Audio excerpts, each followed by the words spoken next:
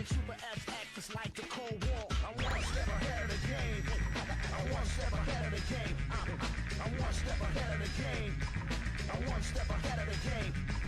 I'm one step ahead of the game. I'm one step ahead of the game. I'm one step ahead of the game. I'm one step ahead of the game.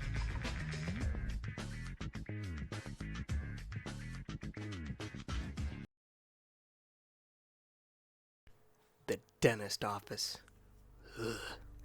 When I was a kid, I hated this place. It seemed like every time we went there, I was told I needed extractions. In the end, I had 16 teeth removed, including my wisdoms. I am grateful as an adult for these now painful memories, as my chompers ain't half bad. However, not all my memories at that dreaded place were painful. I'm sure a lot of you know what I'm talking about. The PlayStation 2. This wonderful little place in the corner of the waiting room, housing the best-selling console of all time, with 2 controllers hard-mounted into the display case, served as a great distraction for what was to come. There was an office that had a 360 with one of the Sonic games, although my playtime was cut short. The kid I was playing next to had stuck his gum under his seat, and my mom got up and scolded him for it, told him to throw it away, and escorted me back to our chairs. Good times. Anyways, I'm getting off track. The PS2 was the golden gem of the waiting area toys. We always got early appointments, so there was never any competition to play. There were 2 games that routinely showed up. The rarest one was Toy Story 3. I remember it was the train level, and you had to reach the front, although I never beat it, and that was the last time I ever saw that game again. However, the second one showed consistently in dental play cabinets.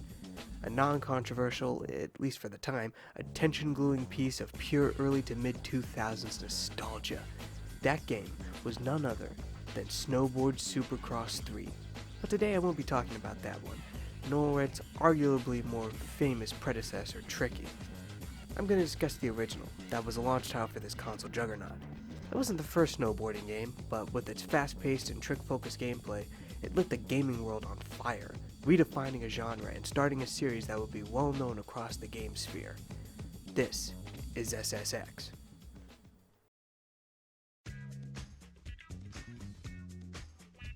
The original game released on October 26, 2000 as an exclusive launch title for the PlayStation 2, not only proving the power of next-gen, but it redefined the snowboard genre under the style of Tony Hawk's Pro Skater arcade tricky heavy style. It went on to sell an estimated 1.5 million copies worldwide and scored highly among critics. It launched the series, which went on to have 5 mainline sequels, and the studio, EA Sports. who developed the Street series, which covered the NFL, FIFA, and NBA. Unfortunately, the extreme sports genre grew stale, and its popularity eventually declined, leading to the studio ceasing game production in 2008, and the series ending in 2012 with what some consider one of the worst SSX games. The loss of this cultural powerhouse of the early to mid-2000s was heartbreaking. However, these old gems can still be played, and SSX 3 is backwards compatible with the Xbox One and the newer Series S and X models. The community for these games are still kicking, with thousands of players congregating in fan-made channels to discuss their thoughts and recollect on the great times before. Snowboarding games still exist thanks to Ubisoft's Steep and the recent Riders Republic. However, these modern editions lack the charm and style their predecessors possessed, and are of course packed with microtransactions, paywalling the cosmetics you actually want. With that slightly depressing brief history about the game and its impact, let's talk about what made this game so great to begin with.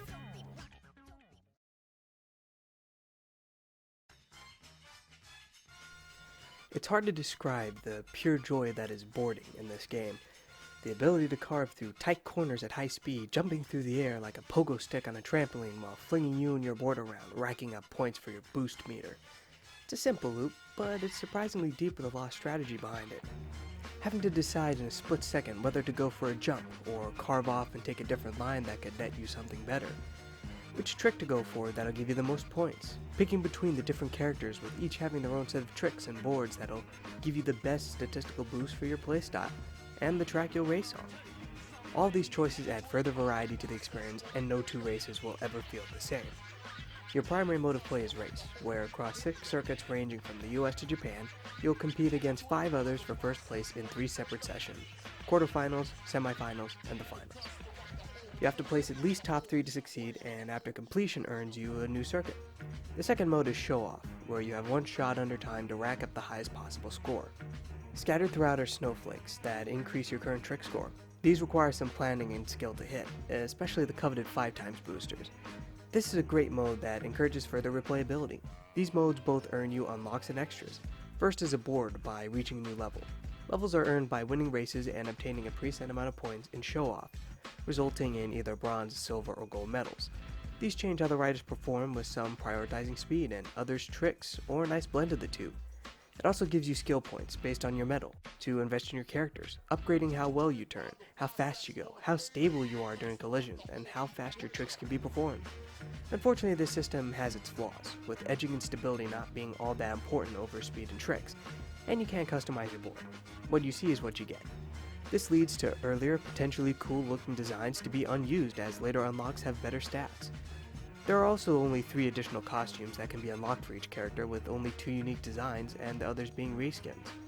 The collisions also feel excessive, when just tapping the side of a wall knocks you over, and the hitboxes around some obstacles aren't 100% accurate, leading to some bogus downs. Also, there are no subtitles, and for some reason the speech is really quiet compared to the other sounds in the game. I still had a lot of fun with this, and I urge you to play for yourself, but keep in mind that this is the first of its kind, and it wasn't until later entries that these were smoothed out. Now, the pure gameplay itself is solid with some issues, however this game would be nothing without its second half.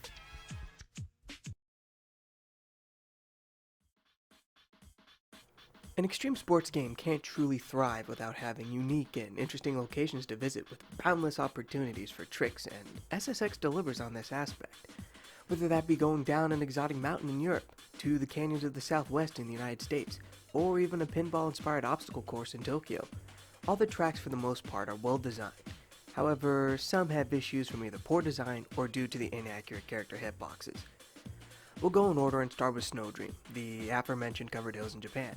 As the easiest course in the game, at least in race, it's a wonderful playground for beginners to start off with and hone their skills with easily seen turns and plentiful jumps. There are many different shortcuts to take that'll speed up your time and take you off the beaten path. This is a great map to begin with and provides a great taste for what's to come. However, in show-off, it's quite tricky, no pun intended, to get the gold on this one. Next up is Elysium Alps in Europe, which makes the hills of Snow Dream look like small dirt piles. Most of the course is an intense downhill sprint filled with sharp corners. Still retaining many different opportunities to shortcut and plenty of jumps, this course stands out as one of the greatest of the lineup. However, this course does have one of the worst features, and that is a half pipe with a series of glass walls. The intention was to encourage an up and down trick area, like many would see in skateboarding. However, it just slows down the fast pace the map builds up and only serves to frustrate you since the game just doesn't handle half pipes very well. Other than that stinker and perhaps the Ice River section, this is my favorite map of the lot, but it is also the longest, clocking in at an average of 5 to 6 minutes. Up next is the East Coast US in Mercury City Meltdown, with a Q. I don't like this map. It just compounds the issues of the exaggerated hitboxes and the more cramped level design of the game.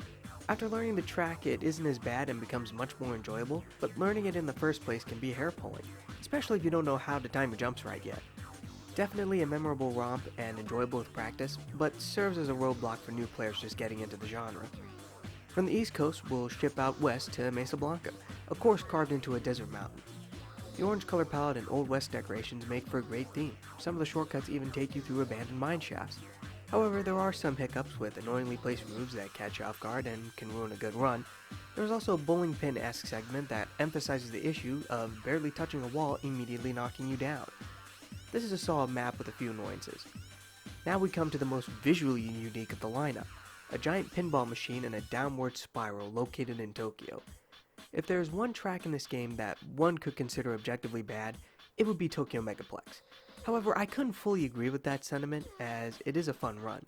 It's a neat idea and has a cool, if not annoying, addition of being able to raise or lower obstacles in the course that can screw over or help a player out. If there was one glaring flaw with this, it would be that it's the only lap to race. Instead of going down the course and that being it, you repeat this 3 times before completion, which for a game like this kills the enjoyment. It makes it become very repetitious as nothing actually changes as the lap goes on. Sure, this is how most racing games are, but the standards set by the other maps before it just lead to a monotonous slog. I like this map for the most part, but it definitely needs a redesign. Finally, we come to the showstopper, a gigantic iceberg hauled offshore the beaches of Hawaii with a track cut into it. Aloha Ice Jam is a pretty good finale to a solid lineup, with plenty of sharp turns and jump opportunities. I don't really have much to say about this since its issues are the same that affect Mercury City Meltdown. It's visually appealing and is fun to go down. This concludes my quick overview of the maps. Something to mention is that even with each one's respective issues, they're all fun to go through, even Tokyo Megaplex to an extent. Sure, it won't provide as much challenge as your first run, but combined with the gameplay, it makes you wish there were more than just 6 maps.